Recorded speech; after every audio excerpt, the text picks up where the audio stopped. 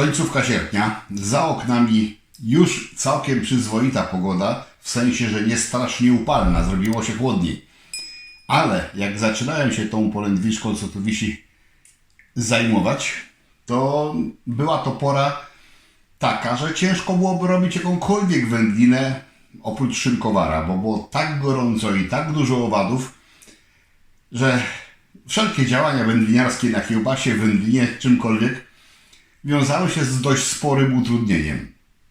I stąd właśnie wpadłem na pomysł, podejrzany kiedyś w internetach, czy można zrobić w środku lata, w warunkach, znaczy może bez warunków do dojrzewania, wędlinę dojrzewającą łamane przez suszoną, bo nawet nie wiem, czy to można dojrzewającym nazwać, aczkolwiek w związku z tym, że jakieś tam śladowe ilości szlachetnej pleśni na tym widzę, więc temperatury jednak pozwalały na rozwój tego rodzaju życia, jak właśnie szlachetna pleśń, więc także i procesy dojrzewające tylko powoli także w środku zachodziły.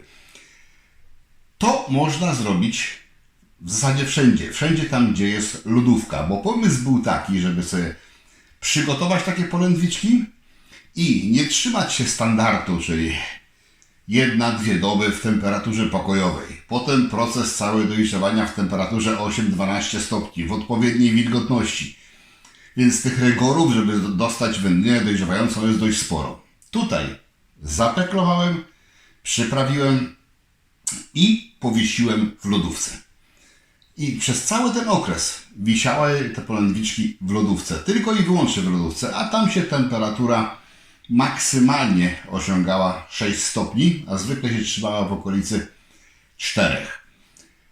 I zaraz po kolei wszystko opowiem, jak to było. Jeszcze tego nie próbowałem. Też za chwilę po tej krótkiej opowieści rozpakujemy, spróbuję i powiem, czy udało się ususzyć, łamane przez dojrzewać, taką polędwiczkę tylko i wyłącznie w lodówce. Od samego zakończenia procesu peklowania po degustację. A peklowanie też odbywało się oczywiście na sucho i w lodówce. Zobaczcie po kolei, jak to było. 3 polędwiczki, razem 1,8 kg. Przyprawy 40 g mieszaniny soli zwykłej i peklującej i 1 łyżeczka cukru. Wszystko wymieszałem i natarłem polędwiczki. Włożyłem je do pojemnika i następnie do lodówki na 5 dni. Tak wyglądały po peklowaniu. Dodaję kolejne przyprawy i zawijam w folię kolagenową. Pierwszą posypałem czosnkiem mielonym.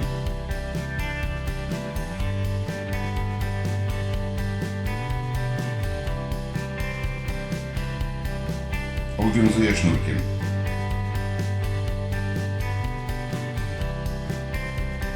Do drugiej dodaję chili.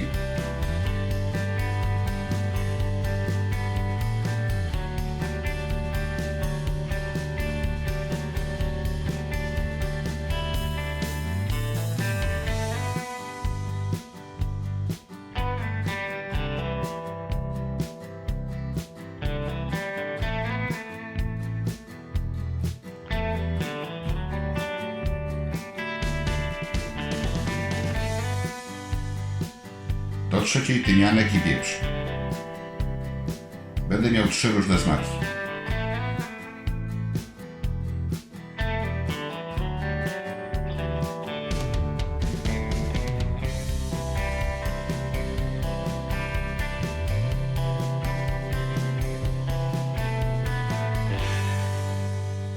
Wieszam w lodówce do czasu, aż wyschną.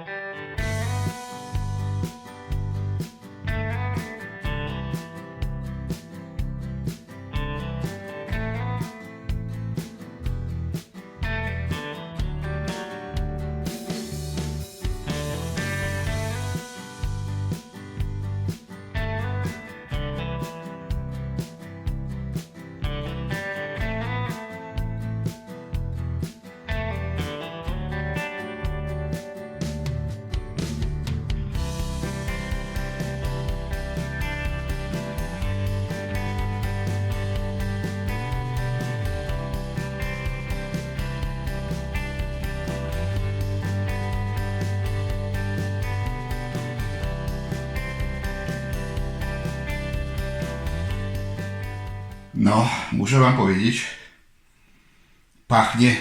pachnie naprawdę obiecująco.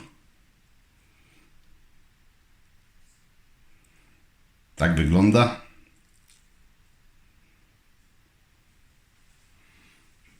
Po tych białych odcieniach można i po zapachu oczywiście rozpoznać, że to jest to, gdzie był czosnek granulowany. Trochę się musiałem nadłubać, żeby to podczekać, bo ta folia kolagenowa powchodziła tutaj w te zagniecenia, które powstały podczas suszenia. Ale dało się. Dało się, ściągnąłem wszystko dokładnie, nie ma tu nic. Lepszy nóż, zajrzeć do środka, no trzeba zobaczyć, co tam jest, bo...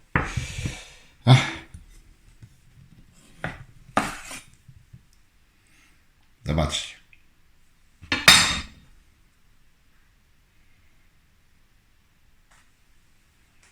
Ekstra wygląda. Pachnie także.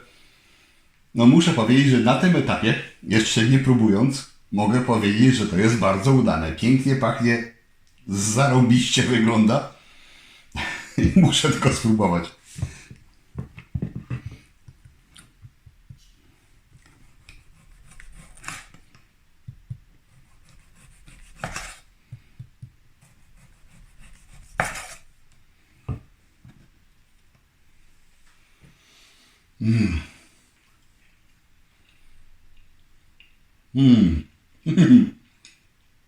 Fajne. Nadspodziewanie fajne. Bardzo fajnie wyszło. Jest kruchutkie. Nie ma problemu. Pięknie się ciągnie, ale rwie się. O. Jednocześnie plastyczne zachowało dość sporo wilgotności. I nie trzeba się z tym siłować, nie trzeba tego gryźć. Rozpływa się w ustach. Intensywność przypraw ok. Czy można było dać tu jej więcej? Myślę, że nie. To jest naprawdę mocno czosnkowe. Mniej w aromacie, bardziej w smaku. Super. W środku lata. W upały, które grubo przekraczały nieraz 30 stopni. Udało mi się zrobić polędwiczkę dojrzewającą. Łamane przez suszoną. Smak jest jeszcze jednak trochę inny. I jakbym miał tą samą wędlinę wykonaną w tradycyjny sposób, czyli inicjacja procesu dojrzewania i dojrzewanie w odpowiedniej wilgotności i temperaturze, to ona smakuje inaczej. Nie smakuje dokładnie jak ta. Jest tu pokrewieństwo, jest to podobne. Jest to bardzo smaczne, ale to nie jest ta sama wędlina. Zupełnie dwie różne drogi. Moja główna obawa była taka, czy to schnąc w lodówce w warunkach niekontrolowanej wilgotności, raczej nie takiej, niewłaściwej dla procesu dojrzewania. W osłonce, no celowo założyłem osłonkę kolagenową, żeby zwolnić trochę ten proces wysychania, żeby on nie był zbyt gwałtowny, bo raczej wilgotności w lodówce zwykle bywa mniej, ale obawiałem się, czy mi to po prostu nie zapleśnieje. Czy nie dojdzie do tego, że zacznie się pokrywać niechcianymi porostami w ilościach nieakceptowalnych, że po prostu mięso stracę. Ale tak się nie stało. Wszystkie 3 kawałki wyglądają dobrze, zdrowo. Przewidywałem, że jeżeli coś się będzie w trakcie działo, to ja to po prostu rozpakuję, usunę folię kolagenową, przeleję wrzątkiem, przetrę solanką, zawinę ponownie. Taki był plan awaryjny, ale nie musiałem go używać. Fajnie. Podczas rozpakowywania już ten aromat był bardzo silny. Teraz to aż rozkłada na łopatki. Smacznie, ładnie wyglądająca i do zrobienia nawet w kawalerce, jeżeli ktoś ma lodówkę, w której może coś powiesić, co się da coś powiesić oczywiście, bo czasami lodówki są tak pełne, że nic tam się w nich powiesić nie da. To nie może leżeć. To musi wisieć, musi być obmywane powietrzem dookoła, bo inaczej to zagrożenie, którego ja się obawiałem, że powstaną jakieś punkty nadmiernej wilgotności, w którym zacznie się inicjować pleśń, jest dość prawdopodobne. Ale robiąc tak jak zrobiłem, dało się tego uniknąć. Może też dzięki temu, że w swojej lodówce miałem naprawdę sporo miejsca, w którym to powiesić mogłem. Pyszna, smaczna polędwiczka domowa, wykonana w środku lata, wisząc cały czas w lodówce. Peklowanie w lodówce i dojrzewanie. A ile? Tego Wam nie powiedziałem jeszcze. A chyba to w tytuł wrzucę, może zobaczymy. Minęło 7 tygodni od czasu, kiedy ja to zacząłem peklować. Peklowanie trwało około tygodnia, tam 5-7 dni. Więc cały pozostały okres, czyli 6 tygodni, wisiały te polędwiczki w lodówce. I tyle czasu trzeba było, żeby osiągnęły taki stan. Cały czas tam sprawdzałem, czy one są ciągle jeszcze miękkie i plastyczne, czyli że jest to ciągle surowe mięso, aż doszło do takiego momentu, że co prawda przy mocnym nacisku to się da zgnieść, ale to już jest mięso twarde, wyschnięte, a nie tak jak na tych wcześniejszych etapach, że czuć było, że to jeszcze mięso surowe. Tu już jest wysuszone, dojrzałe, pyszne mięsko i pyszna wędlina domowa. Jak się podobało? Przede wszystkim spróbujcie, dajcie łapkę w górę, subskrybujcie kanał, polecajcie innym, no i zapraszam na kolejne odcinki. Do zobaczenia za tydzień, może wcześniej, zobaczymy.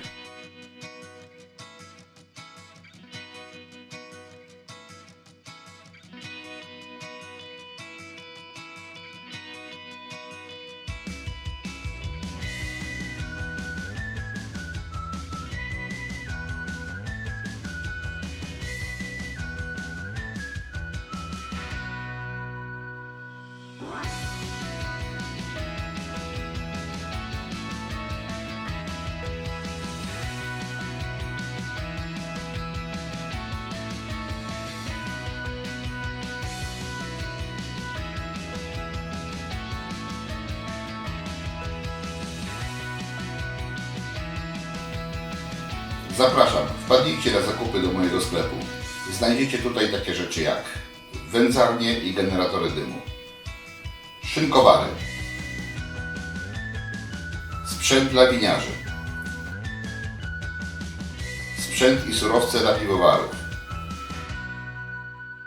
inne akcesoria do wyrobów domowych oraz unikatowe tematyczne koszulki i literatura dla pasjonatów. Zapraszam.